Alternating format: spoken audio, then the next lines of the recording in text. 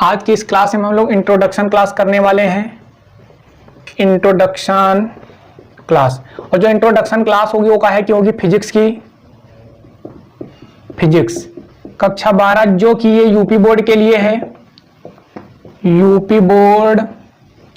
ठीक, इस क्लास में हम लोग ये डिस्कस करेंगे कि सिलेबस में क्या क्या है हमारे, और क्या क्या मुझे पढ़ना है, और किस यूनिट से कितने अंक का प्रश्न बनता है।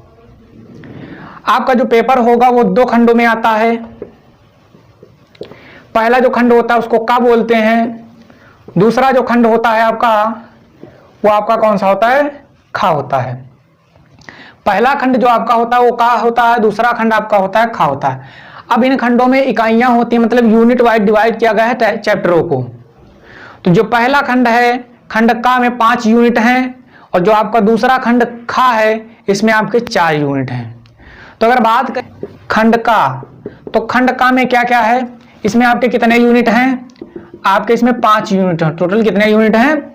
5 यूनिट हैं। पहला जो यूनिट है ये आपका, पहला यूनिट जो है आपका उसका नाम है स्थिर विद्युतिकी। क्या नाम है? पहला जो यूनिट है आपका उसका नाम है स्थिर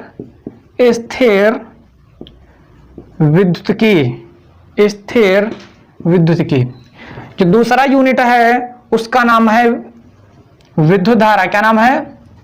विद्युत धारा। दूसरा यूनिट जो है खंड का उसका क्या नाम है? विद्युत धारा नाम है। तीसरा यूनिट जो इसका है उसका नाम है धारा का चुंबकीय प्रभाव तथा चुंबकत्व। धारा का चुंबकीय प्रभाव तथा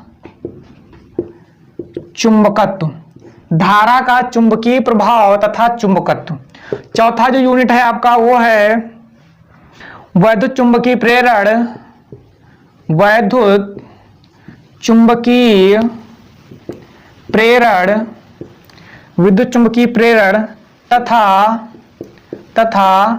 प्रत्यावर्ती धारा, एसी करंट तथा प्रत्यावर्ती धाराएं। ठीक, ये आपका चौथा यूनिट है। अगर 5वें यूनिट की बात करें तो जो आपका 5वां यूनिट है वो वैद्युत चुंबकीय तरंगे, वैद्युत चुंबकीय तरंगे। ये जो आपका था ये खंड का था, जो कि 5 यूनिटों में क्या है? डिवाइड है। ये बात आप सभी को क्लियर हो गई। 5 यूनिटों में डिवाइड है। पहला यूनिट जो आपका है वो क्या है? स्थिर विद्युतिकी है। दूसरा आपका विद्युत धारा है। तीसरा आपका है धारा का चुंबकीय प्रभाव तथा चुंबकत्व। चौथा जो आपका है वैद्युत चुंबकीय प्रेरण तथा प्रत्यावर्ती धाराएं। 5वां जो आपका है वैद्युत चुंबकीय तरंगे। ये इस तरीके से पहले खंड को यूनिटों में डिवाइड किया गया है, मतलब इकाइयों में विभाजित किया गया है। यहां तक बात क्लियर हो गई। चलो अब बात कर लेते हैं जो खंड का होगा उसमें किस यूनिट से कितने अंक का क्वेश्चन आता है। तो जो आपका पहला यूनिट होता है, जो आपका पहला यूनिट होता है इससे 8 अंक का प्रश्न बनता है। कितने अंक का प्रश्न बनता है? 8 अंक का बनता है। मतलब स्थिर विद्युतिकी से कितने नंबर का आएगा? आपका 8 नंबर का आएगा। अगर बात करें विद्युत धारा, तो विद्युत धारा में जो होता है वो कितने नंबर का आएगा? 7 नंबर का आएगा। कितने नंबर का आता है विद्युत धारा में से भैया? 7 नंबर का क्वेश्चन बनता है। उसमें कुछ बहुविकल्पी भी होंगे, कुछ लॉन्ग भी होंगे। ठीक, अच्छा जो तीसरा यूनिट है जो धारा का चुंबकीय प्रभाव तथा चुंबकत्व, इसमें से भी आपका कितने नंबर का बनता है? 8 नंबर का क्वेश्चन बनता है। ठीक, मतलब टोटल इसमें से कितने नंबर का आएगा? 8 नंबर का आएगा। चौथे यूनिट की अगर बात करें वैद्युत चुंबकीय प्रेरण तथा प्रत्यावर्ती धारा, तो ये जो होता है ये भी आपका कितने अंक का होता है? 8 अंक का। इसमें से भी 8 अंक के प्रश्न बनते हैं। क्या बात आप सभी को क्लियर हो गई? चलो 5वें यूनिट में देखते हैं। 5वां यूनिट आपका क्या है? वैद्युत चुंबकीय तरंगे। तो ये जो यूनिट है इसमें आपका कितने नंबर का भैया बनता है? 4 नंबर का बनता है। कितने नंबर का बनता है? 4 नंबर का। आइए अब इनको हम जोड़ लेते हैं। तो 8 7 15, 15 8 कितना हो जाएगा? 8 5 13 23, 23 8 कितना हो जाएगा? 31 हो जाएगा। 31 में 4 जोड़ दोगे तो कितना आ जाएगा? टोटल 35।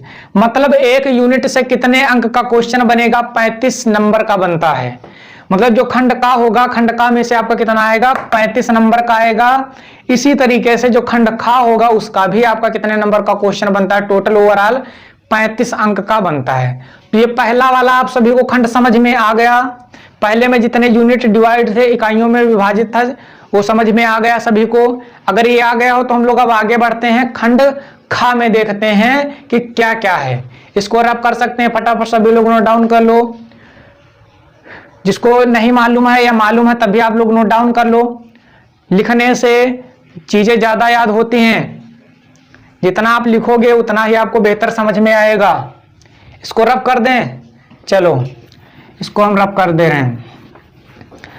अब जो आपका खंड खा है उसको देखते हैं। उसमें आपके भैया कितने यूनिट है, 4 यूनिट है। कितने हैं, 4 यूनिट है। कितने हैं, खंड खा ये जो आपका कितने यूनिटों में विभाजित है, 4 यूनिटों में विभाजित है। तो पहला ये जानते हैं हम कि इसका यूनिट कौन सा है। तो पहला यूनिट जो है आपका है प्रकाश की। क्या है, प्रकाश की। क्या है, प्रकाश की है। दूसरा जो आपका यूनिट है वो है द्रव्य, द्रव्य और द्वैत, द्वैत प्रकृति, द्रव्य और द्वैत प्रकृति। तीसरा यूनिट आपका क्या है, परमाणु तथा नाभिक, परमाणु, परमाणु तथा नाभिक, परमाणु तथा नाभिक। चौथा जो यूनिट है आपका वो क्या है, इलेक्ट्रॉनिक युक्तियां, इलेक्ट्रॉनिक, इलेक्ट्रॉनिक युक्तियां, इलेक्ट्रॉनिक युक्तियां। ये जो आपका खंड खा है वो कितने यूनिटों में डिवाइड है भैया, ये आपका 4 यूनिटों में डिवाइड है। पहला जो आपका खंड था वो आपका 5 यूनिटों में डिवाइड था, मतलब 5 इकाइयों में विभाजित था।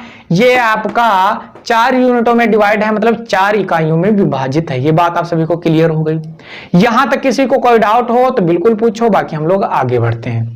ठीक, अब बात करते हैं कि इनमें से कितने कितने नंबर का क्वेश्चन बनता है। तो जो आपका खंड खा का जो पहला यूनिट है प्रकाश की, इससे आपका 13 नंबर का आएगा। कितने नंबर का आएगा, 13 नंबर का आएगा। और जो आपका यूनिट नंबर 2 है द्रव्य और द्वैत प्रकृति, इसमें से आपका 6 नंबर का बनता है प्रश्न। बहुविकल्पी मिलेगा, ठीक, MCQ भी मिल सकता है, 1-1 नंबर का, 2 नंबर का भी आ सकता है। ठीक, टोटल ओवरऑल जो रोल होगा वो कितने नंबर का होगा, 6 नंबर का होगा। आइए देखते हैं तीसरे यूनिट में जो परमाणु तथा नाभिक है उसमें कितने नंबर का। तो ये आपका कितने नंबर का आता है, 8 नंबर का आता है। कितने नंबर का आता है, परमाणु तथा नाभिक से 8 नंबर का। लास्ट वाला जो आपका यूनिट है वो है इलेक्ट्रॉनिक युक्तियां। तो इसमें से आपका कितने नंबर का क्वेश्चन बनता है, 8 नंबर का बनता है। तो 8 8 16, 16 6 कितना हो जाएगा, 16 6 कितना होगा, तो 16 6 हो जाएगा आपका कितना 22 हो जाएगा। 22 और 13 कितना हो जाएगा, कितना हो जाएगा 35। तो इस तरीके से जो खंड खा होगा उसमें से कितने नंबर का आएगा, 35 नंबर का आएगा।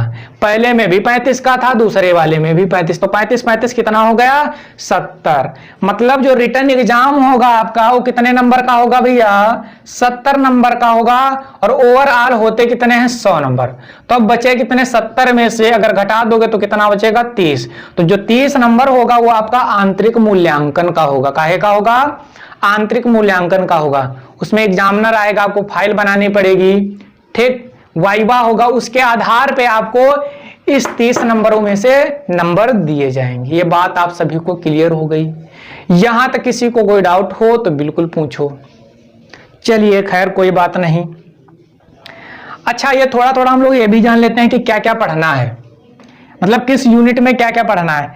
अगर बात करें खंड का जो था, कौन सा खंड का जो था, खंड का में पहला यूनिट आपका क्या था, स्थिर विद्युतिकी था। क्या था, स्थिर विद्युतिकी। क्या है, स्थिर विद्युतिकी।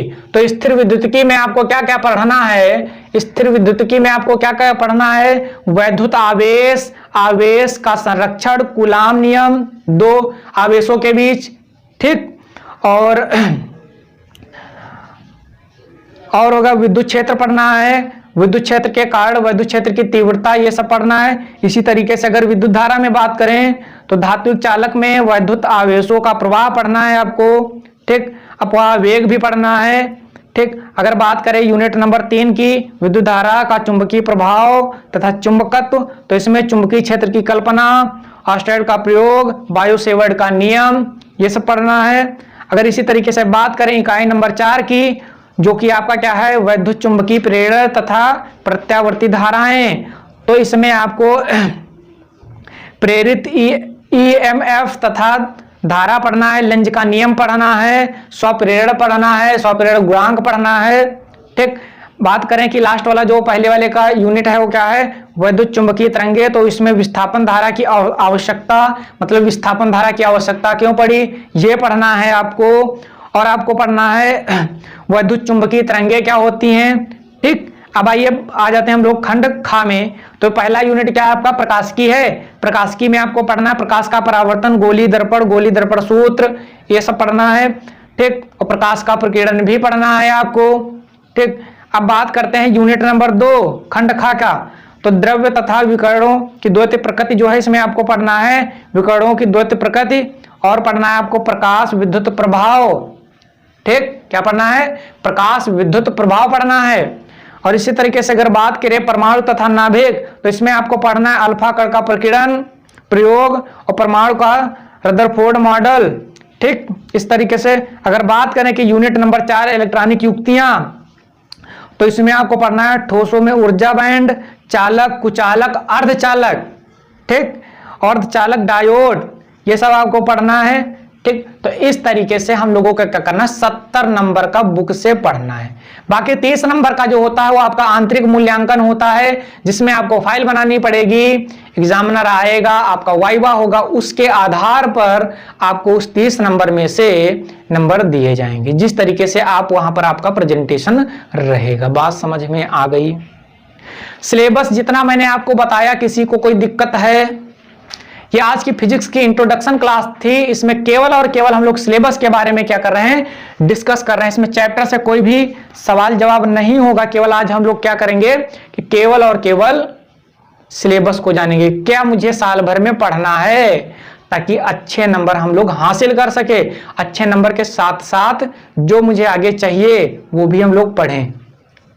ठीक, बात समझ में आ गई? बताओ, अगर सिलेबस से किसी को कोई डाउट हो तो पूछो।